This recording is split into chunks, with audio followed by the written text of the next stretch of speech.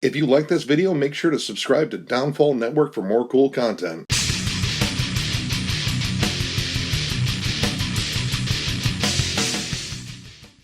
What's up everyone, Thralls Metal here once again. I'm Necrotic, and I have another collection update for you. It seems pretty much everything I ordered is arriving at once, minus a few things. There's still another stack of stuff I'm waiting on, but a lot of it showed up, as well as going shopping and record stores again, which, oh my god, I've missed that. So with all that, it means I got a chance to sit down and jam some new stuff, and I have another little batch of music to show you, so we're going to get into that. First we have a couple from Lurker of Chalice. This is the compilation Tellurian Slaked Furnace that came out this year, and this is their self-titled debut from 2005. Now this is another one-man black metal project from Rest. For those who don't know, he's the main guy behind Leviathan, and a bit of a questionable human being. I like his music, I don't like the guy. But this is definitely different than Leviathan, especially this. Now this is a compilation, and I think it's a bunch of stuff that was sort of left over, and it looks like the label Nuclear War now is looking to put out something with the name on it. And a lot of this is just very ambient, very dark, dingy, depressive, almost kind of like post-punk, but still kind of black metal. None of these tracks have any titles. They're all numbered. They're all just Roman numerals across the board. This one, unfortunately, isn't terribly interesting, to be honest. A lot of it just kind of feels like leftover stuff that really didn't get finished, and they had to slap it on an album, and this is what they got. The idea is interesting. I like all the blends of different styles in here, but as like a whole piece, it really doesn't come together very well. Now this, I think, is definitely better. This is their only full length, and the songs are definitely more put together here, and it's still going for that same sort of style, blending all sorts of like ambient music with black metal, and almost kind of funeral doom in some spots in here too. Lots of interesting samples on here. It's very creepy sounding. I like the atmosphere on here, but it really doesn't generate a lot of hooks. There's not a lot of memorable songs, at least for me, on here. And not a lot of drums on here, which, I get this is a one-man band. I think all the drums were done by a drum machine, either that or he did them very sparingly in the studio. But overall, it's an interesting listen if you're looking for something that is fiercely ambient and dark and depressive and all that stuff. Check out Lurker of Chalice. Again, I keep wanting to say these guys because most bands I go over are actual bands rather than one-man projects, but check them out. Cauldron Black Ram, Stalagmire.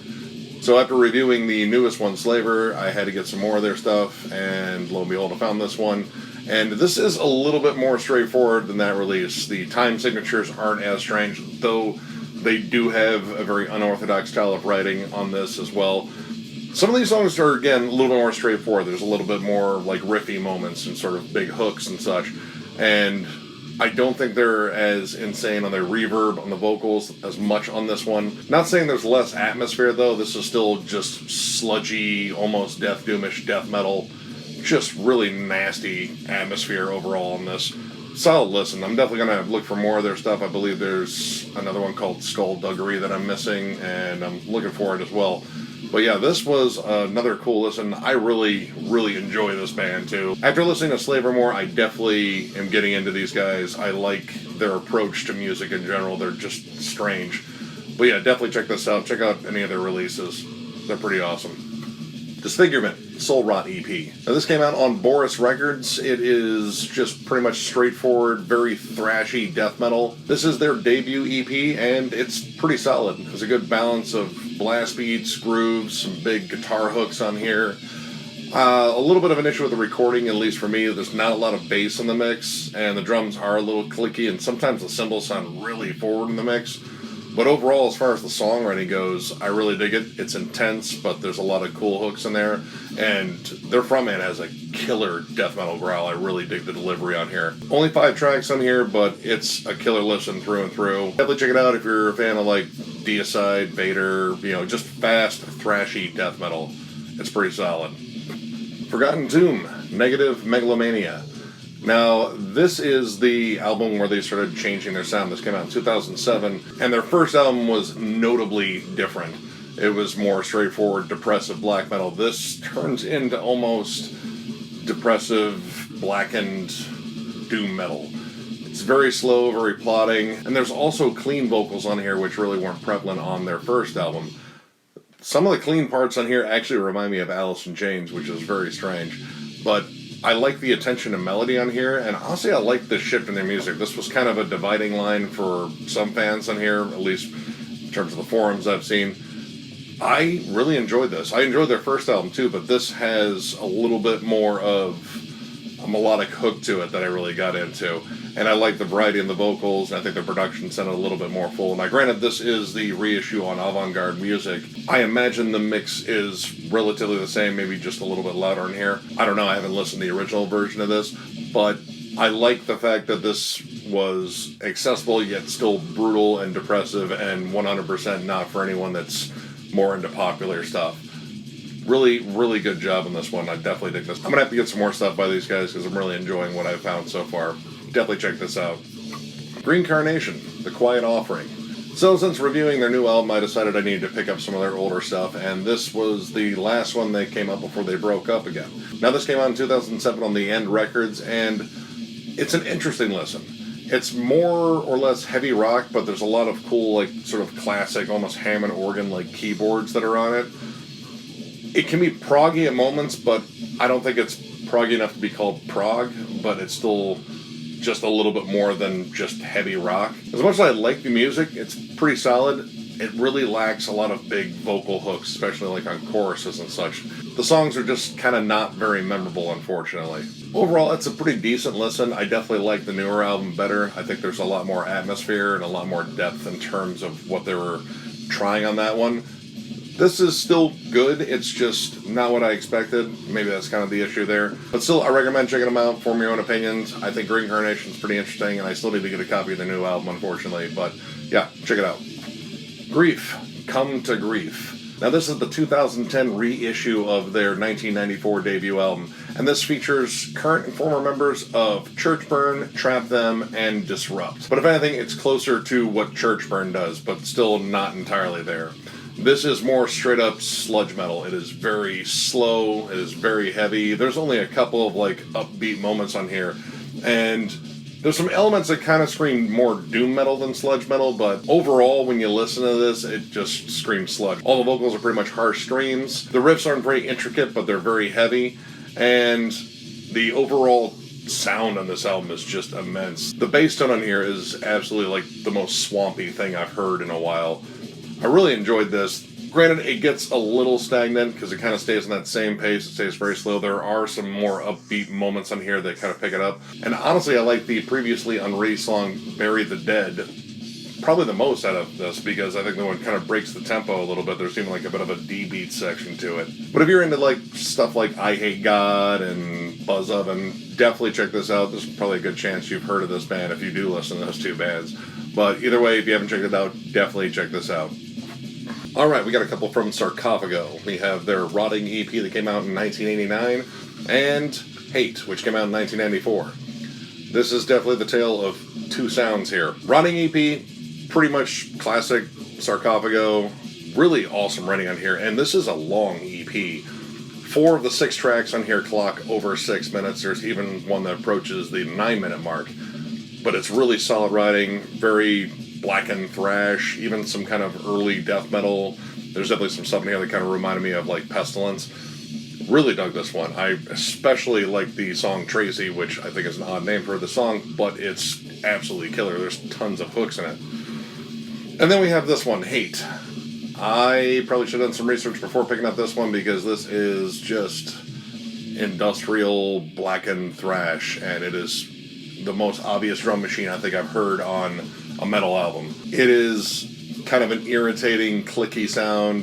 The riffs are very repetitive. There's really just not a lot to this, unfortunately. It just feels like a dumbed-down version of their previous works, which their previous works are fantastic. I still need to get those, but this I should have never bought. This is pretty bad. And the title track is one of the dumbest tracks I think I've heard in their back catalog, at least. Actually, it's up there with like dumbest thrash songs or industrial thrash songs. It's just bad. It is just bad. Definitely not a fan of this, but a huge fan of this, so I'm definitely going to go pick up at least their earlier stuff for sure. Either way, check it out. Mostly check out this one. Just I mean, check out this one if you want. I don't recommend it. Just actually avoid it. Avoid it. Check it out. And by that, I mean this one. Invictus, the Catacombs of Fear. This is an awesome old school death metal band from Japan, actually. This is on FDA Records, and generally when I see FDA Records, I expect a lot of European acts. But we got one from Japan, and oh my god, these guys are great. It's just a 3-piece, and this is an awesome mix of very thrashy death metal, like a lot of Vader worship, I think, on some of these tracks, and then some flat-out, like, suffocation moments on here. Really cool technical writing, but it's still very riffy, so it doesn't go off the rails trying to be way too technical. Awesome songwriting in here. I think the recording is a little bit muted on here, like you really kind of have to turn it up a bit. And it's kind of a raw recording. I think the drums sound just a little odd, especially the bass drum. But overall, I love the songwriting in here. There's just some really wild stuff going on, and tons of great riffs. Check these guys out. I'm definitely a fan. I'm going to look for more of their stuff. I think they just have a split, and that's about it. But yeah, check it out. It's good stuff. Oxygen Destroyer.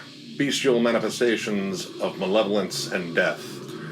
Now, one thing about me that I don't know if I've ever really got into on here is I'm a giant Godzilla fan. I have watched every single movie. I own almost every single movie.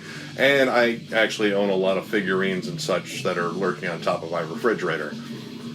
When I heard there was a Godzilla-themed death metal band, I had to pounce on it. Now, I've been actually looking for a copy for sale for a while. I just tried hunting down this stuff in record stores, and then I finally just kind of bit the bullet and went on Discogs, and luckily I found one for a decent price. This is their reissue on Redefining Darkness, because this was originally self-released, and this is just wall-to-wall, awesome, thrashy death metal, and it's all Godzilla-themed. It includes all the samples of, like, the different cries of the kaijus, like there's Mothra on here, there's Rodan, and of course, Godzilla. Wild listen. Some of the songs get a little too similar, I think, but overall, I love the energy in here. I like the fact that this has a truly unique theme, and it's just flat out fun to listen to. And I love when my metal side meets my nerdy side, just kind of all in one package, and this is just a fun listen for nerds and metalheads alike. Definitely check this out. I absolutely love it. It's a good time. And finally, we have a DVD I picked up, Hell's Headbash. Meat meets metal at the Hell's Headbangers compound. Now, this was a little promotional concert they put on a while ago, and man, it did get crazy. This originally happened in 2014, and then didn't get released till the year after, and featured Midnight, Nunslaughter, Acid Witch, and the band Shitfucker. I'm not going to bleep that out because I think you need to know the name of that band. Overall, you get solid sets from every band in here, especially Midnight and Nunslaughter. Oh my god, they kill it. Acid Witch, it was definitely awesome. They even covered the song from Return of the Living Dead, which I can't remember offhand.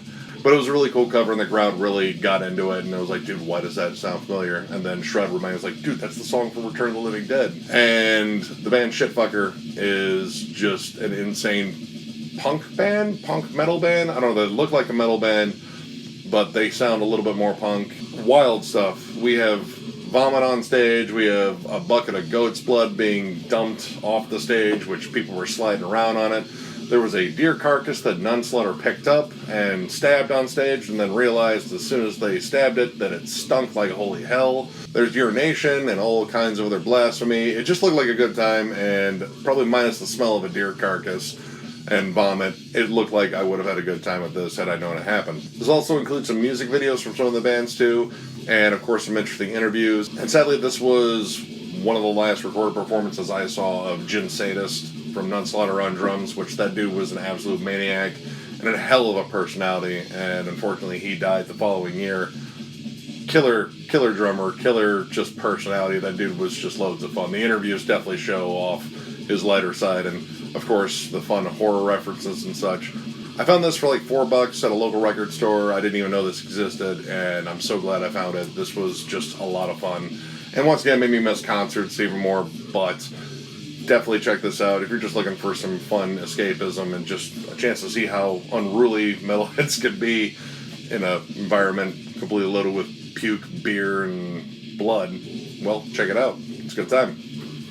Alright, well that knocks out another one of these. This was a particularly fun one to do, namely because that DVD was absolutely awesome. I strongly recommend it. It was just a good time. But I do still have more stuff coming in the mail, so there's definitely going to be another one of these relatively soon, as soon as I get a chance to catch up on the other stuff that came too, which will mingle in with the new stuff that's coming, so we have a full collection update. So, if you like the video, give it a thumbs up, and if you are new to the channel, subscribe, because we do stuff like this all the time. Catch you later.